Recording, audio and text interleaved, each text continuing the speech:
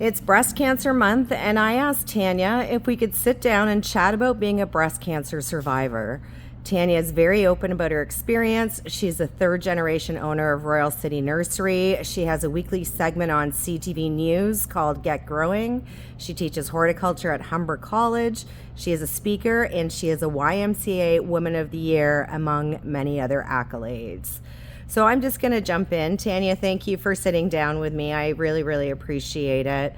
I'm just going to jump right in. I know you and I have had conversations before, but I'd really like our audience to understand, get to know you, and all of that. So I guess probably the first question is, can you share your diagnosis experience and what your initial reaction was? I think the awesome part is you said our audience needs to get to know me. So I'm actually going to start with your last question first. And I believe your last question is, what do you need somebody who's just been newly diagnosed with breast cancer to know? And we need to take that apart a little bit. What do we need somebody who's just been diagnosed with a chronic illness or chronic disease to know? Right? And the simple answer is you are more than your diagnosis. You want to get to know the person. Awesome. That becomes a facet of the person.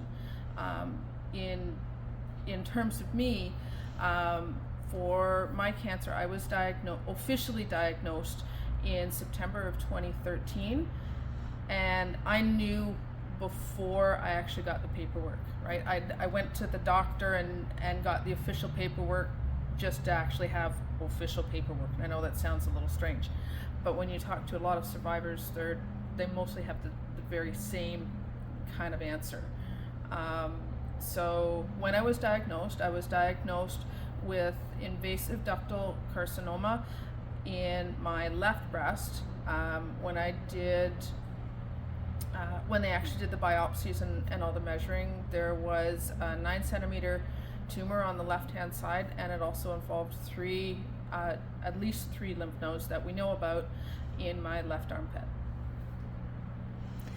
So that sounds like a lot. Is that is there a scale? Is there how does it? I know I just shrug, and it's nothing to shrug about. Is it a lot? Yes. Do you have a choice? Well, not particularly, right? I didn't choose to be diagnosed. I didn't choose to get cancer. That wasn't my choice. My choice became, how do I actually deal with the results? And I would prefer, I've always preferred to know exactly what's going on. I don't want to hide from whatever an answer is, regardless of how scary it may or may not be. And I gotta say, that was scary. That really was.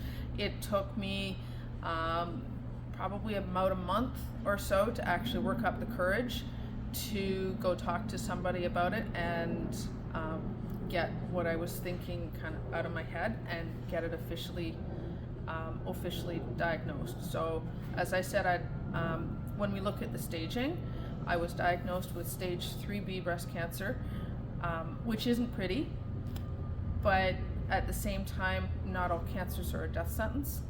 And my saving grace was that I was stage 3B, that I could be treated, right? So it's not metastatic. It's not. It was something that at that point in time could actually be treated, and I may not have to live with it for the rest of my life. And then in terms of treatment options, what did you choose to do? I love this question because there aren't options. I had one option.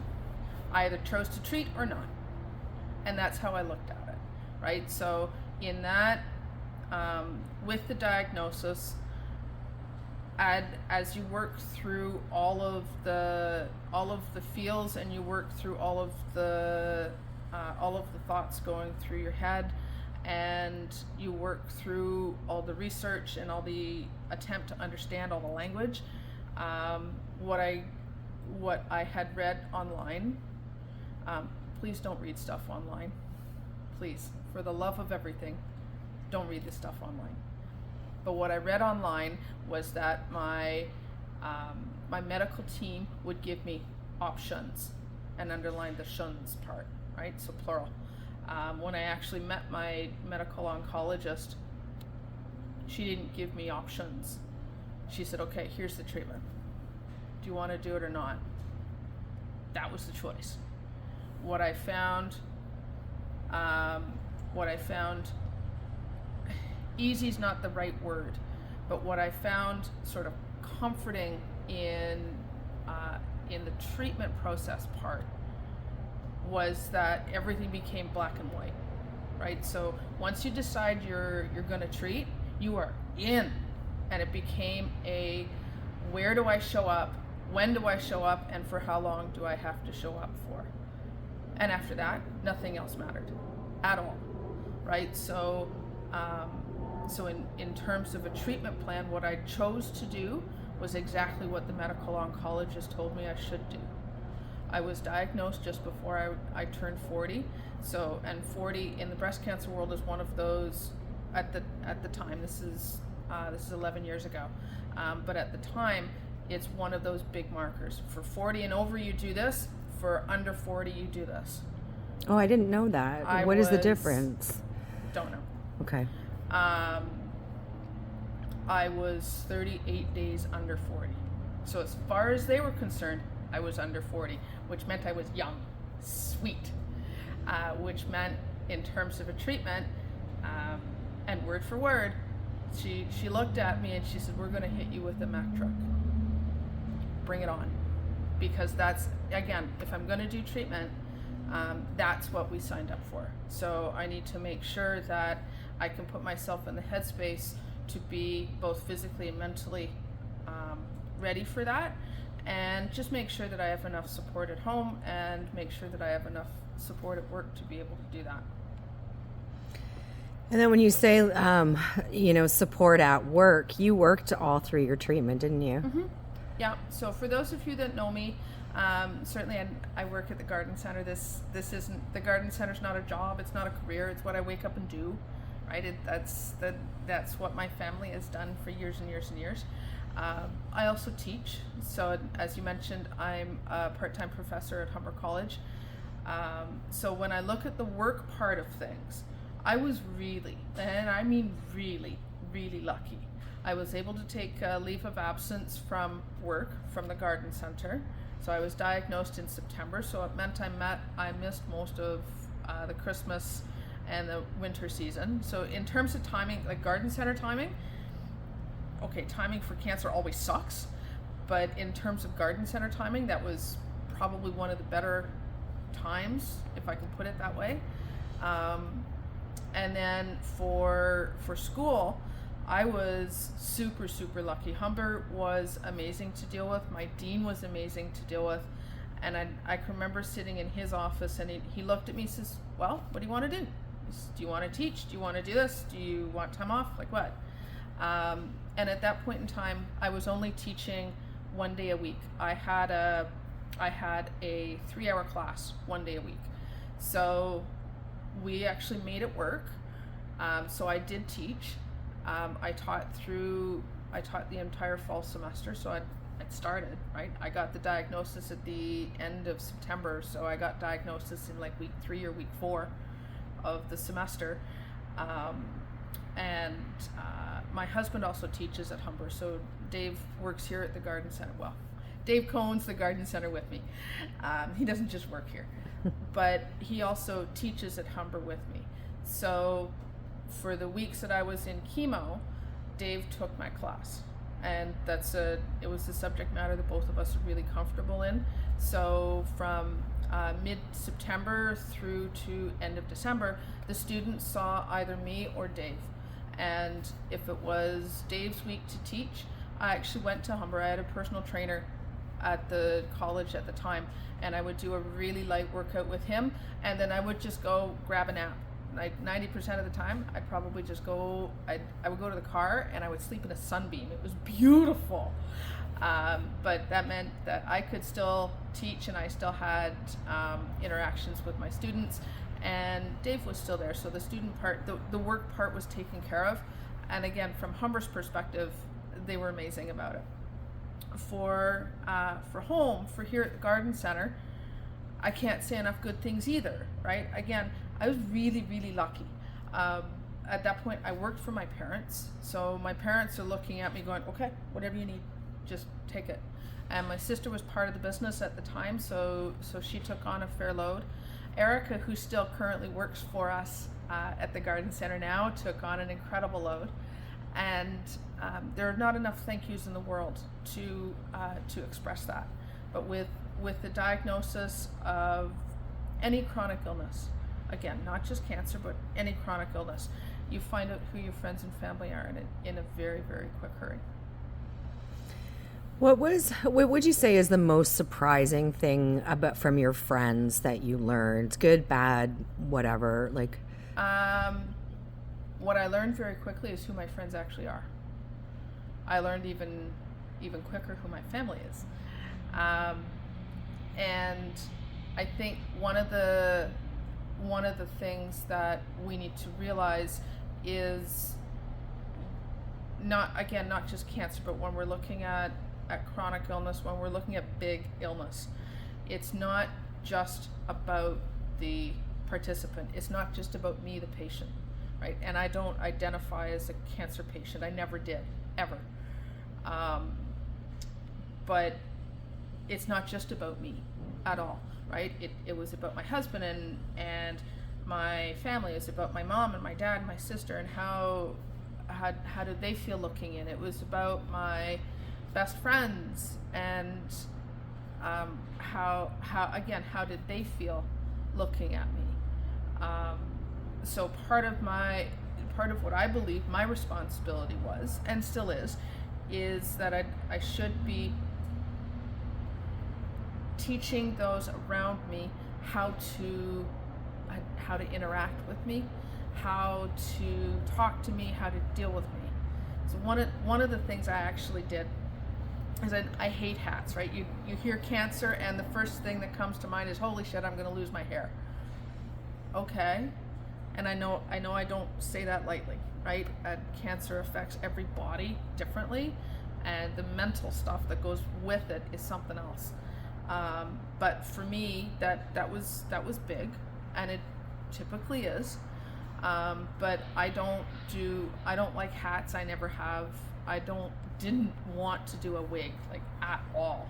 You know, a wig is a hat, and my mom still. I can remember mom looking at me saying, well, as a little kid in the stroller, I never kept my socks and shoes on, I never kept my hat on, so she wasn't overly surprised by any of this. But one of the things I ended up doing through Hope Spring, which is the one of the cancer support groups that works very, very closely with Grand River Cancer Center, is they had a henna artist. So I ended up doing a henna crown. I actually did 3 different ones, and the artist was absolutely amazing. So she did a full henna cap, like from forehead down to ears, all the way down the back of my neck. And she actually, I have a tattoo that sits on my shoulder blades, so she tied it into that too. And that was one of the things. That crown was, well, aside from awesome, but was one of the things that made it a lot easier for friends and family, and even for strangers to deal with me on a regular basis, right? Because it's one of those things where we don't. I want to be careful about how, not how I'm perceived, but I want to be careful that the question elicited by the person across from me doesn't necessarily get an answer they weren't bargaining for. Right? We've all had it. You've all had some days where somebody looks at you, just asks a totally innocent question, you unload and you go, oops, right? So the filter wasn't on. But I found that henna crown gave everybody else something to talk about. So they didn't look at me and go, well, no, how are you? No, really, how are you? That's what I didn't want at all. So I didn't want the pity, I didn't want the sympathy, because I had enough problems with that myself. But in doing the crown, it made for some very interesting conversations. right? So to pass through the mall and watch the little kids, I'm like, wow, cool, awesome. So I just gave a beautiful teaching example for home, right? And that's part of what I mean when I say that it's up to me as the patient, or the one in the middle of all of this, to figure out how to get everybody else to treat me. That's a lot. That's a lot. It is. When you're going Here we through are. physical and emotional, everything. That's a lot. So you have a blog about your experience, and Yeah. there's a lot of really heartfelt stuff in there. Yeah. And then the one part, obviously being here, you had a friend come in here one day, and I said, "Oh my gosh, you're that person," and I said, how valuable is it in the process to have that one friend that you can rely on for everything? I think if you only have one friend, you're very lucky. I think, quite honestly, you're going to need more, because at some point you can't look that friend, that spouse, that rock of yours needs to be able to vent to somebody else, and they can't vent to you. Yeah. So you mentioned the blog. So at its height, it was read by, I think, 14 or 18 different countries. And it's still online today. So you're looking for something called I Really, and I mean really, hate hats. That's the name of it, right? It's written under Tanya Olsen blog. I know, really inventive, but 2 a.m, what else are you gonna think about, right? So I needed a name, so here we are. But again, the name of that blog, I really, and I mean really, hate hats. I wrote that because it chronicled everything from the day of diagnosis right through to about 3.5 years later, right through to when we opened here in 2016. The support system you have at home and at work, I can't say enough about. It's super, super important to have. And if all you have is 1, awesome. If all you have is 5, awesomer. So figure out, and again, you'll figure out very, very quickly who shows up. Because and for me, and I think for most of us, we need the opportunity to not be that cancer patient. And if you, on Thursdays, normally call Bob and just unload about your day, then on Thursdays, I need you to call Bob and unload about your day, because that's normal in Bob's world. So for my friends and family, it was more important for them that they kept my world as normal as possible. It was really important for me to keep their world as normal as possible, right? Because again, they don't, on some levels, some of the stuff you can talk about with others, but one of the things I do remember one of my GPs saying is that I will be ready to move forward and to move beyond a topic of conversation well in advance of those around me. And for those that hadn't seen me for a while, right?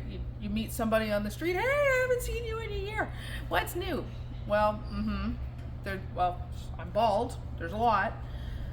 But at some point, the person in the middle is well ready to move beyond what is actually what's going through everybody else's head. And I can't say it enough, move on, right? If me as the cancer patient is ready to move on, you need to move with me.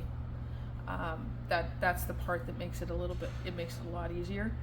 It also makes it a little bit more normal, and it also means that everybody in that circle is actually marching on a forward drum, right? And that's going to be the easiest. The faster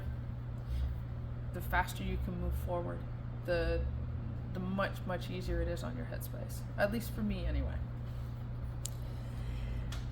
It's very interesting when anything happens in life when, your friends step up or they step back, right? Like Yeah. it's you very, you I think you sort of typified, you very quickly learn, Yeah. who's there. Um, and then it actually makes your bond stronger with the people that do show up because you know that they're always going to be there for you. So Life circumstances change anyway. So here we are.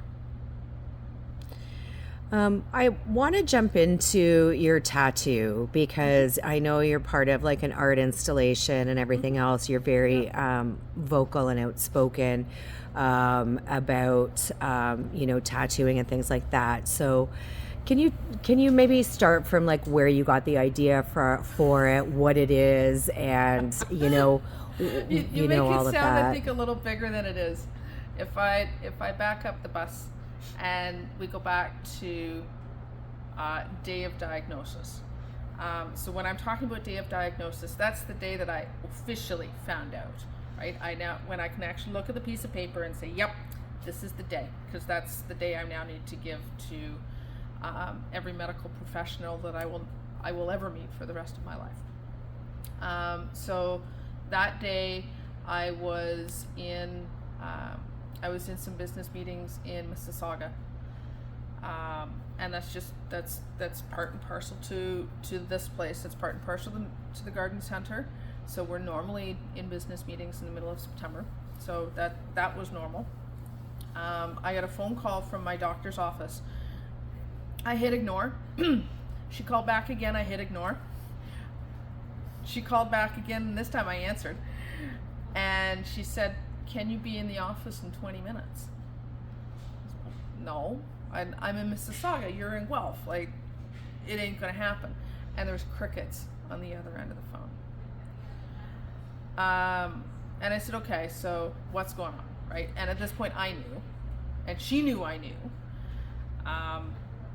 But it took me a little while to worm it from her, and she finally said, well, she says, I really need you to hear this from us, because we've known you a long time, but in shortly, right, you're going to get a phone call from Guelph General Hospital asking you to come in for a biopsy. And she says, I really don't want that to be your first experience. She said, so you are going to be called in for a biopsy, and we generally don't call for biopsies unless we're fairly certain that you absolutely need one. So, okay, we're going to breathe a lot. We're going to pace a lot. So now I'm standing outside in the parking lot, and I'm just pacing.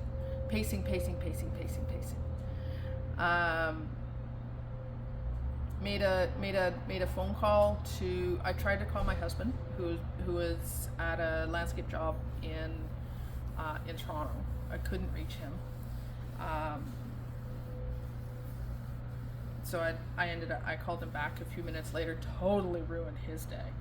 When I talked to him, I called his office at the time, and said to his office, well, hey, kind of just told Dave that pretty sure I've been diagnosed with cancer. Can you check on him? So they took care of Dave. Next phone call I made was to my tattoo artist. So Mac Young at Nighthawk was the second phone call. He was the second one to find out that I had cancer, and because I knew at that point that I was not interested in having reconstructive surgery. It just didn't fit my lifestyle, and that's okay, right? And every body is different, every mind is different, and that's okay. For me, that wasn't an option that I would ever consider. But I knew at that point that I was going to need a mastectomy tattoo. I also knew that I was going to do, if and at this point we didn't know enough, but if it came to surgery, that I wasn't going to just remove the infected breast. I was going to do a prophylactic mastectomy on the second one, which meant I was going to do both, right? So thanks very much. See ya. Tried to kill me. See you later.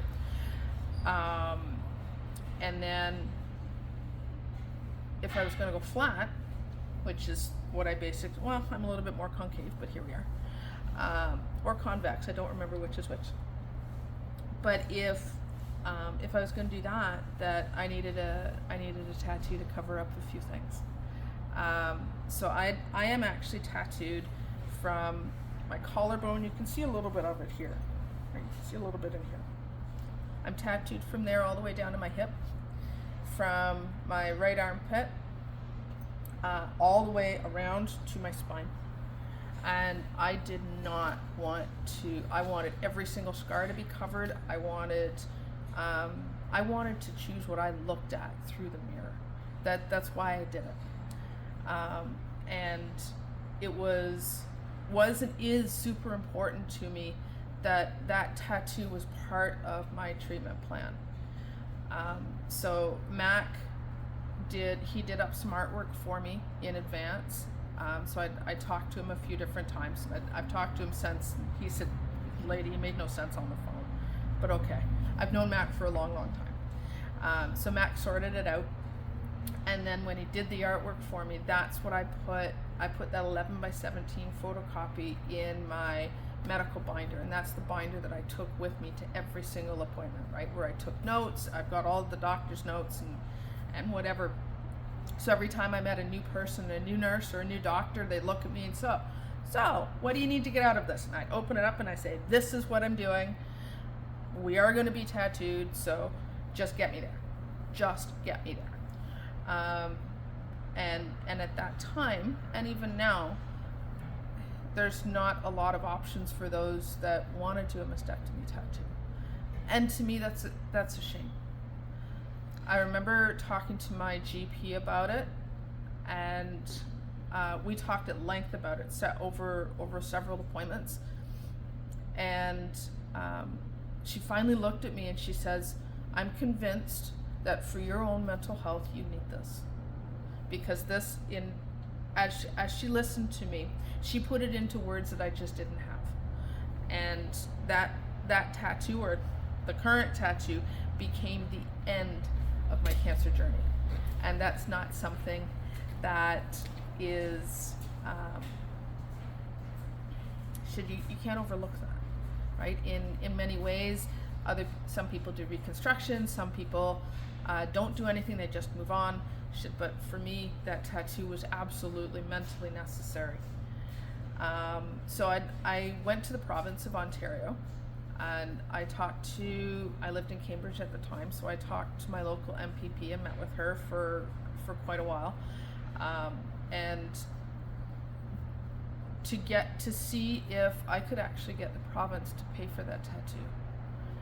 Because I knew I wasn't going to be doing surgery. I knew I wasn't going to be doing anything reconstructive. And I knew that because I was under 40, or I was young, yay, woohoo, I was young, still am, but because I was under 40, that at the time, implants really only lasted 10 to 12 years, maybe 15, before they need to be replaced. Whether or not that's the case now, I don't know. But at the time, that's what I was told. And I didn't want to sign myself up for a surgery at the age of 40 or 42 or whenever the heck that cancer stuff treatment was done. And I didn't want to have to sentence myself to another set of surgeries, say in my early 60s, right? I just wanted to be done. I also really, really wanted to choose what it is I look at. I did all the research. I did actually go to a plastic surgeon who specializes in breast bound reconstruction, and said, okay, so here's the diagnosis. I know this is what you specialize in. And I actually asked her outright, am I a suitable candidate for breast reconstruction? And she looked at me and she says, well, physically, yes. She says, mentally, she says, you got to realize one thing. She says, if you can reconcile the fact that every single time you look in the mirror, you get dressed, you look down, or you catch a glimpse of yourself in a shiny surface, if you can reconcile the fact that you will know that those breasts are not real and they're not yours, She said, you're an absolutely perfect mental candidate for this. If you can't reconcile that, the surgery's not for you. It was one of the harshest things I've ever heard. It was one of the most affirming things I've ever heard, because she, in those 2 sentences, made everything in my world click. I knew I didn't want it, right? So, and really both she and my general surgeon, who actually did the surgery, and my GP really just wanted to make sure that mentally I was making the best choice possible, but I was also making that choice with as much information as physically possible. That's what they were more concerned about than anything else, right? So in knowing that, then I can rest a lot more at ease. While I was all of this is the really long way of saying, while I was in the process, I still don't know actually how it happened. I was contacted by a student out of university in London, where she did some thesis work on me, where she interviewed me and she put together an interview with me on the value of my tattoo, because I hadn't got it yet. I had talked to CBC News at the time and CBC Radio about the upcoming tattoo and breast cancer awareness. I was also had contacted the Wellington County Museum and Archives to be part of their tattoo exhibit. So that exhibit has actually traveled across the country several times. So that's the exhibit you're currently referring to. And then from there, again, as I said, I did contact the province about getting my tattoo paid for, and I think like we all expected, that the answer was rejected, or the ask was rejected.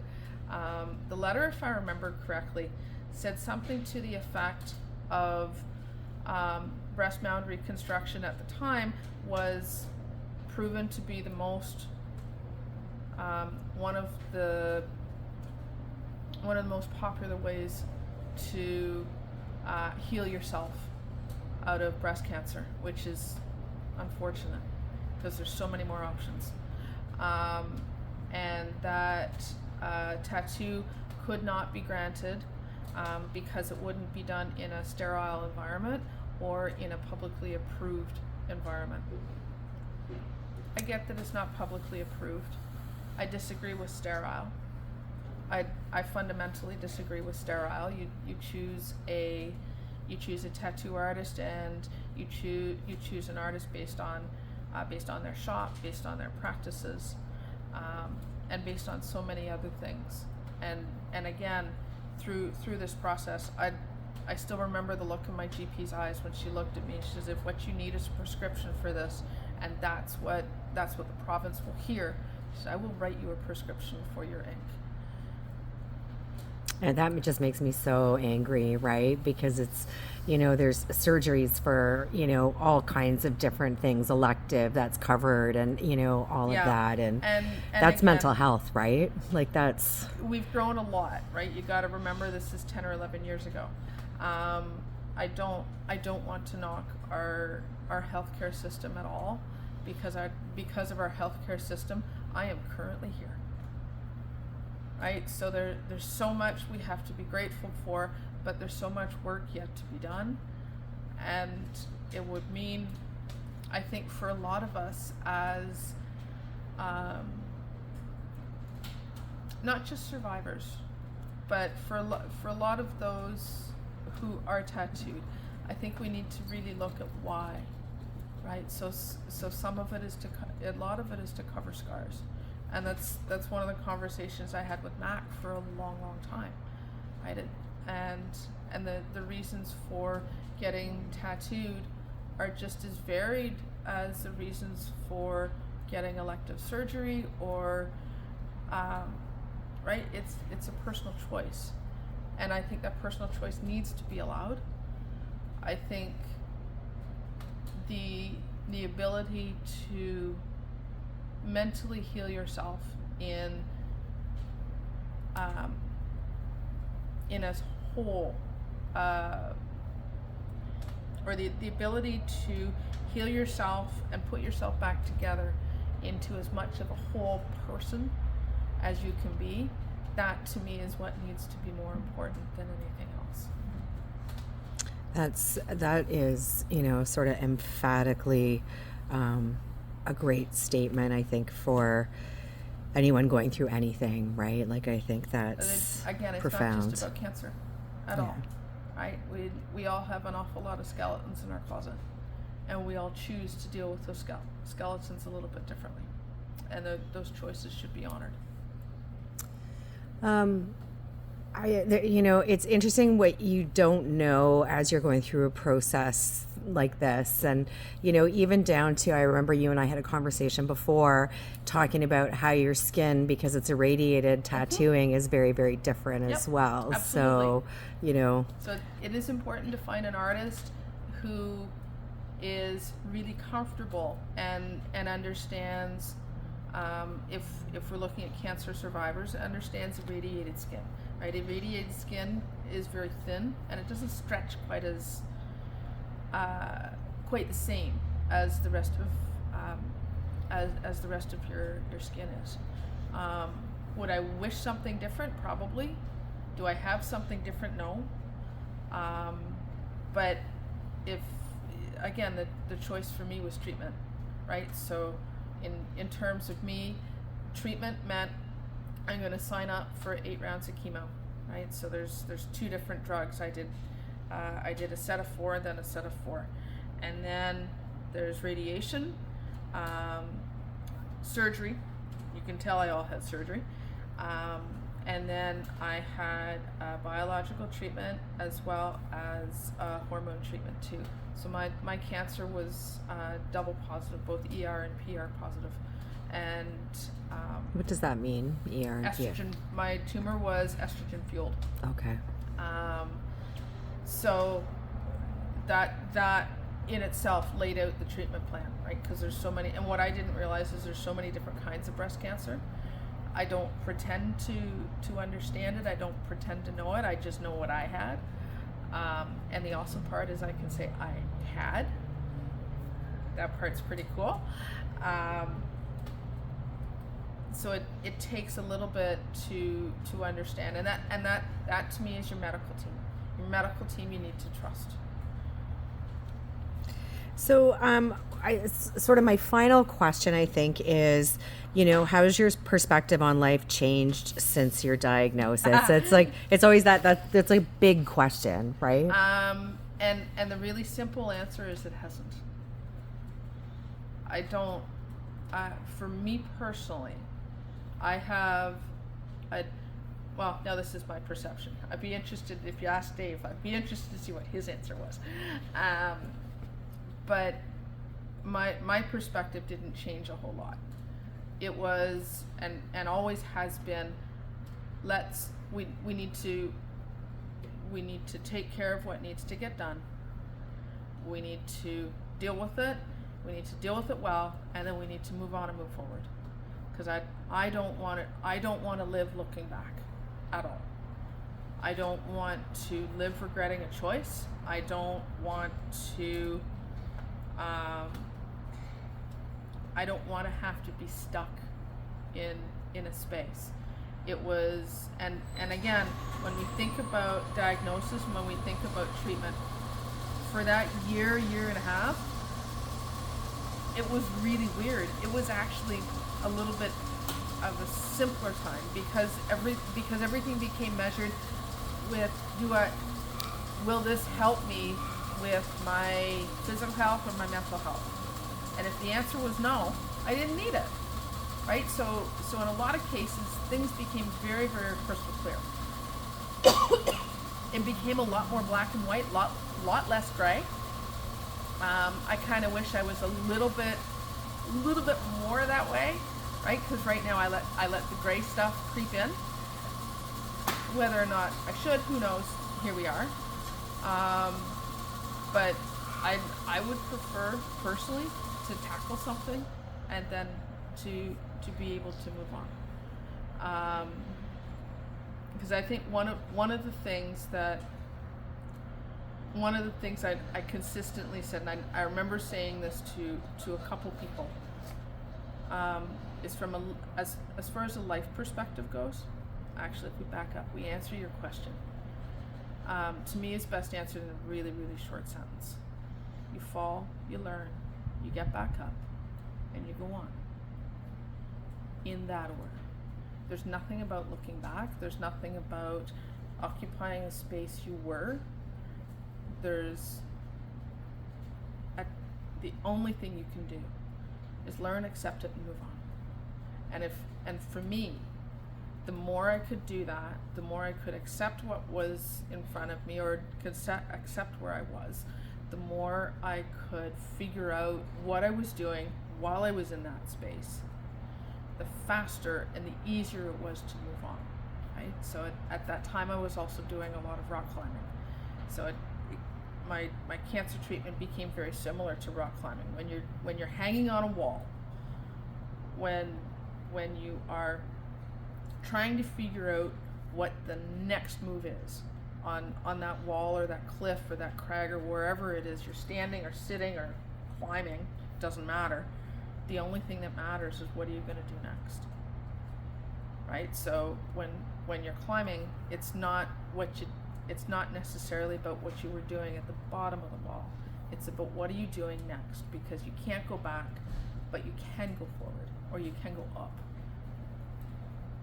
And I know, to hear cancer reduced to that is something else. But again, like with many things in life, you fall, you learn, you get back up, and you go on.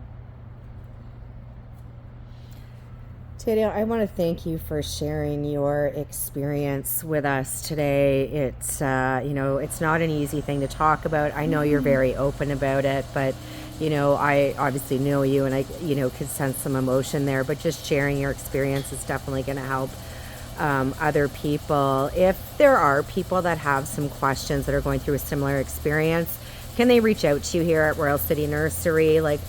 Can they get in touch with you? Is it the blog? Is there something? I think probably one of the things I would suggest first is if you can, read the blog. It's not an easy blog. It truly was written from a place. I journaled. That was one of the ways I got I could reconcile what was happening, because I needed to get it out of my head. And I created that blog because, again, it also, for those that wanted to know how I was doing, rather than calling and really how you doing, they read that. They could read that, and then when they did call me or talk to me, we talked about stuff, right? We talked about work, we talked about kids, we talked about family, the dogs, whatever. We didn't talk about cancer. That's great. I will drop a link below of where the blog is, so it's easier for you to find. Awesome. So that's great. Thank you so much, Tanya. I appreciate it. Thank you.